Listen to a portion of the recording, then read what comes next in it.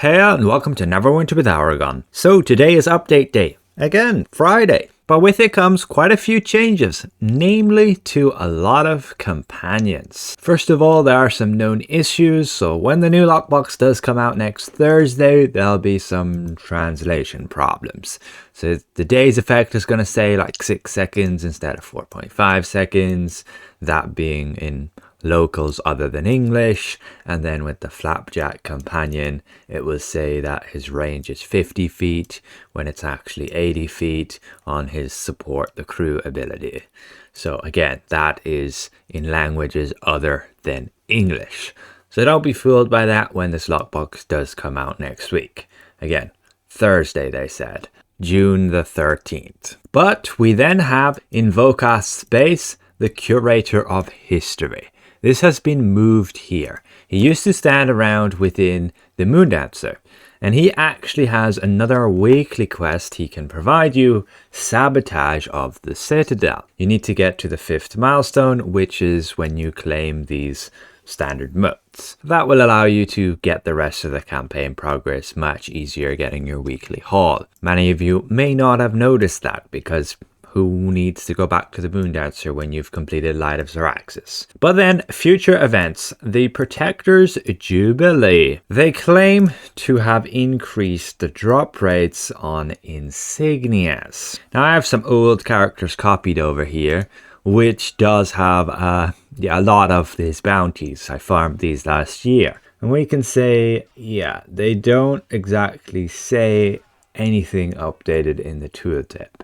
So it could well be just the same. But again, it says after you open 150 packs, you should have a chance to drop the legendary Insignias. And last year, nobody got a single legendary Insignia.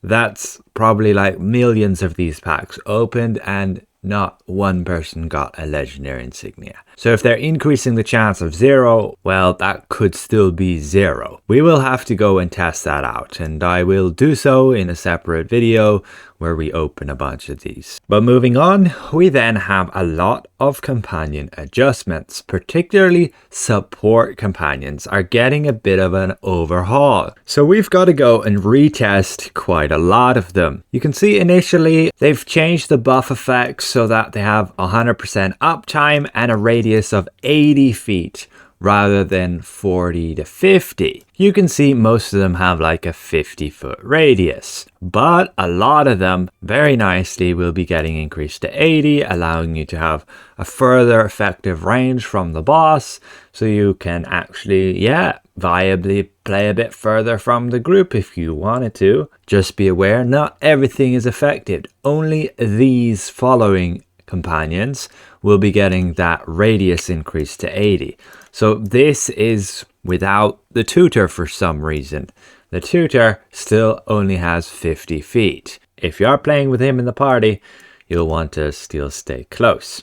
But the new companion coming from the astronautical lockbox, Flapjack, will basically be Tutor 2.0. He'll probably stack with Tutor even, but a lot of you will have, in endgame at least, your builds adjusted to fit the 5% combat advantage from Tutor, and so you'll still have to fix some things around if you were to use Tutor and Flapjack. But other than that, the buffs should reapply and stick for longer if you move outside of the radius. The buffs will now generally affect all allies, preferring players first, unless explicitly stated. Then we have some more specific companion adjustments, so Catibri, so Rapid Shot 2 and Rapid Shot 3 will no longer try to display on her powers page. Damage output overall increased, so she got a bit of a buff, and the movement speed has gone from 3% to 5%. So she is now effectively just like the Vistani Wanderer, giving the same 5%,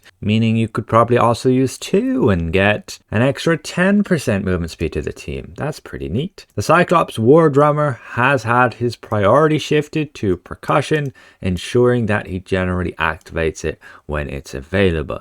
This means he'll probably receive a bit of a damage nerf, a damage reduction, in favor of prioritizing that total incoming damage reduction to allies. He was generally very good for damage in fights where people take a lot of like damage over time. So Xemna's Reliquary particularly, and there are some other specific fights. Then Drizzt, he got his priority changed slightly so that he will use his Tempest Strike power like at the beginning of the fight, which should allow for some more initial burst, and then the area of effect has been slightly increased, so he'll have more area damage, which would be interesting for multi-target. Now Minsk was rebalanced, so he's a multi-target companion. He'll no longer need to pet Boo for nearly as long before providing his buff. He used to just stand there for a century. We can have a quick look, but his buff is now only 2% combat advantage and incoming healing, and it can apply to all allies, not just party members. That is down from what it was at claiming 5%, but it always only gave like 3%. I actually didn't have him on this list. He is like down below on my extended list, but just because he's not reliable. Again, I will be updating this with the new changes. Now he should more so have that 100% uptime. We check here, he pets Boo, gives you the buff. That's very good, and you can see it's lasting us like 25 seconds and his cooldown's 20 seconds, so he should be able to have 100% uptime on that. 5 seconds left, he's still attacking, but he goes to pet Boo. Just as it expired, it refreshed. That is perfect. Well done. That makes him a ton more viable to use for that effect. You can now actually rely on it. But then they did adjust some powers so that he'll no longer generate extra threat on some abilities. Just some renaming of his sword attacks there. And then his Sword Meet Evil will have slightly larger effect. That's good for multi-target damage. And his damage has been shifted to 300 pounds of justice, giving him more burst damage at the start of combat. But then there's Regis. This one has been slightly brought down. So they do say, and they are aware, our long-standing leader of burst damage is being brought slightly down, such that his burst damage is more in line with other high burst companions. So Whirlwind of Blades cooldown has been decreased to 12 seconds, which lowers its burst damage by the same percentages. The Whirlwind of Blades radius has been decreased from 30 to 25.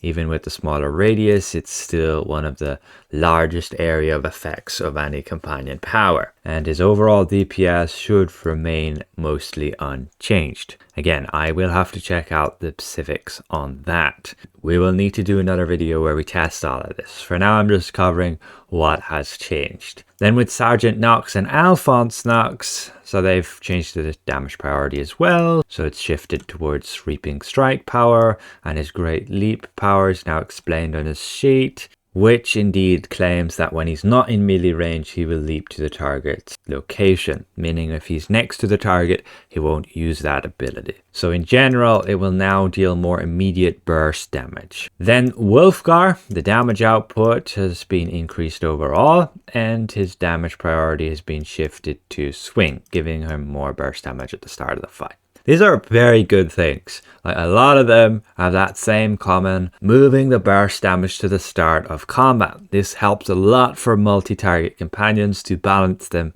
between each other, because that was definitely a big deciding factor between different ones you would choose, because some would use their big multi-target attack at the beginning and others not. Now it will be interesting to check those out and see how it stands. But then Zariel and Zariel the Redeemed, their Shatterfall will have a 100% chance to trigger instead of just 33%, causing your target to take 1% increased damage.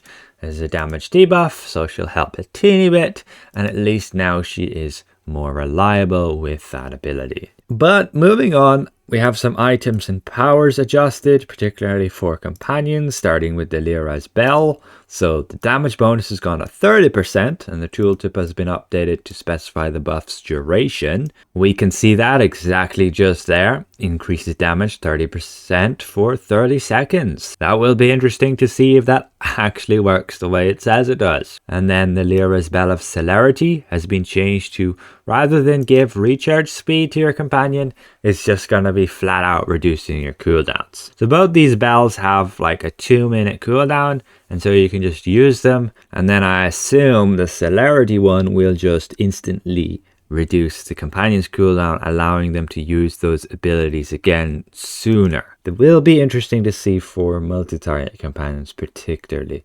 And otherwise, if you have any suggestions on what companion that could make a lot of use of that cooldown reduction, let me know.